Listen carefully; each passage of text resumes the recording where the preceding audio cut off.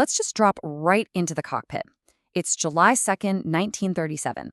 You are suspended thousands of feet above the vast, absolutely unforgiving expanse of the Pacific Ocean. Inside this cramped, deafeningly loud Lockheed Electra aircraft are two people, the pioneering American aviator Amelia Earhart and her navigator, Frederick Noonan. They are completely exhausted. They are pushing the absolute limits of early aviation here. Down below them, the U.S. Coast Guard cutter Itasca is desperately trying to guide them into a tiny speck of land. But the radio connection? It's sporadic. The static is incredibly thick. And then, suddenly, the line just goes dead. 1/2 hour fuel and no landfall. Just take a second to let those haunting final words sink in. That transmission right there, received by the Itasca, was the very last verified trace of literally one of the most famous women on the entire planet. In the blink of an eye, a global icon simply vanished into thin air. It left behind this massive information void that has puzzled historians, scientists, and explorers for almost a century now. Okay, let's dive into this explainer and unpack exactly what led up to that chilling moment and the absolutely perplexing mystery it left in its wake. Now, to really wrap our heads around the gravity of this disappearance, we have to step back for a second and look at the sheer scale of what Earhart was actually trying to accomplish. We're talking about a 29,000-mile journey. This wasn't just some quick hop across the water, right? This was a full-blown equatorial global flight. At the time, it was the longest flight ever attempted. She was literally aiming to circumnavigate the globe in a heavily modified aircraft, essentially turning the skies into her own personal flying laboratory. So the stakes, they honestly couldn't have been higher, and their margins for error were practically non-existent. And the journey that brought her to that fateful day in July, well, it was fraught with challenges right from the get-go. The initial attempt kicked off in March of 1937 in Oakland, California, but it quickly met disaster. The plane ground-looped and took on some really serious damage during takeoff in Hawaii. Now, most people would have probably thrown in the towel right there, but not Earhart. By June, the rebuilt Lockheed leaves Miami, this time flying west to east. They successfully navigate their way through South America, Africa, India, and Southeast Asia, finally arriving in Lae, New Guinea on June 29th. At this point, they've completed a staggering 22,000 miles. But, that meant the final, totally treacherous 7,000-mile stretch lay dead ahead of them, straight over the unforgiving Pacific Ocean. So, their immediate target for refueling on this leg was Howland Island, and this brilliantly illustrates the almost impossible difficulty of early aerial navigation. Howland Island is just this tiny flat piece of coral, barely a few miles long, sitting 2,227 nautical miles away from their starting point in New Guinea. Trying to hit it is essentially the equivalent of finding a needle in a global haystack.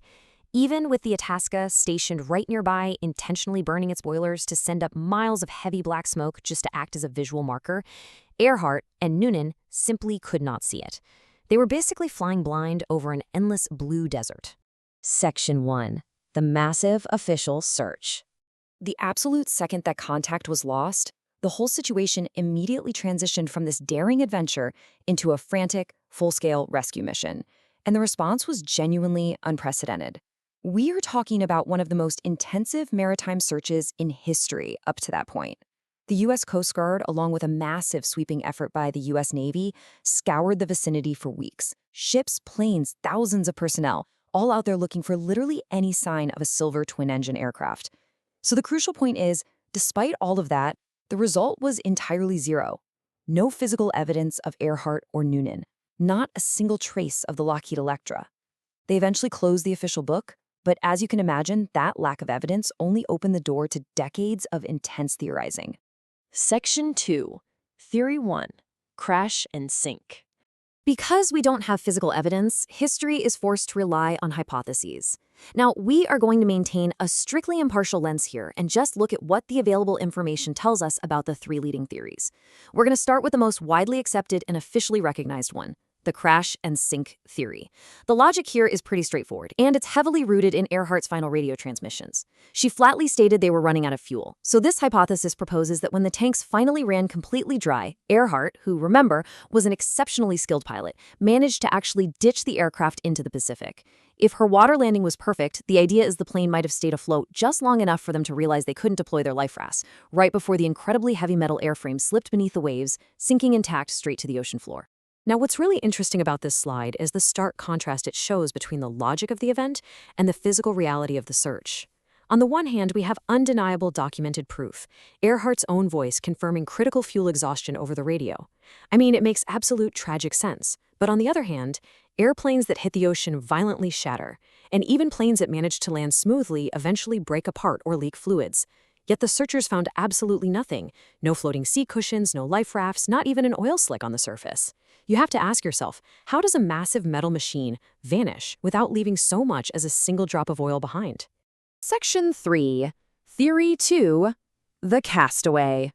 That bizarre lack of surface debris leads us to a deeply unsettling possibility. Let's move to and see how this builds, because if they didn't sink at sea, well, they must have made it to land. If Earhart and Noonan realized they had missed Howland Island, standard navigation means they would have likely flown along a specific line of position to find another landmass. This hypothesis suggests they actually successfully touched down on the exposed coral reef of Nukumaro Island, which is this uninhabited atoll a bit further south. It proposes a chilling scenario. They didn't die in the crash, but actually survived the initial descent, living temporarily as castaways on a brutal, totally unforgiving island with very little fresh water. And the evidence for this theory? It is absolutely fascinating, though admittedly highly fragmented. For days after the disappearance, radio operators all across the Pacific reported hearing these faint, frantic distress calls matching Earhart's exact frequency. Plus, over the decades, search parties on Nukumaro have turned up some truly tantalizing, though unconfirmed, physical artifacts. We're talking pieces of a shoe, a navigator sextant box, even scraps of aircraft aluminum. However, the ultimate undeniable proof still remains pretty elusive. While bones were reportedly found on the island back in the 1940s and then mysteriously lost, there is still a complete lack of conclusive DNA or skeletal remains definitively matched to either Earhart or Noonan today. Section 4. Theory 3. Enemy capture. This brings us to our third and final major hypothesis, which pulls aviation history straight into the really dark geopolitical tensions of the late 1930s. You have to remember, 1937 was a period of intense, rapidly growing paranoia, right before the outbreak of the Second World War. The captive hypothesis suggests that Earhart and Noonan were blown drastically off course, or some even say were secretly conducting reconnaissance, and strayed right into the Japanese-controlled Marshall Islands. According to this premise, the aviators crash-landed, were picked up by the Japanese military, and were then subsequently taken to Saipan, where they were held as prisoners, ultimately dying in captivity. Now, when we weigh this theory, the scales look quite different from the first two. The case for capture relies almost entirely on local folklore and unverified eyewitness accounts. You have stories from islanders who claim to have actually seen a white woman and a tall man, matching Earhart and Noonan's descriptions perfectly in Japanese custody. And look, it's a very persistent, compelling narrative. However, the evidence against it is incredibly strong. Despite extensive, thorough investigations after the war, there is a total and complete absence of any official military documentation backing this up. Both Japanese historical archives and strict U.S. government denials firmly maintain that this capture simply never happened. Section 5. An unfinished historical file. So we've explored 3 distinct paths here, right? The ocean floor, a deserted coral reef, or a military prison. Yet, nearly a century later, none of these paths have provided the definitive proof required to actually close the book. We are left with this massive void of evidence that keeps all 3 of these theories equally and, quite frankly, frustratingly, alive. And I want to ask you this directly. What happens when the physical evidence simply doesn't exist? It really challenges our modern assumption that with enough technology, absolutely everything can be found. It leaves us with the truly haunting reality that the vast Pacific Ocean is entirely capable of swallowing an airplane and 2 human lives completely whole without offering up a single clue in return. It kind of forces us to accept that history just isn't always neat and tidy.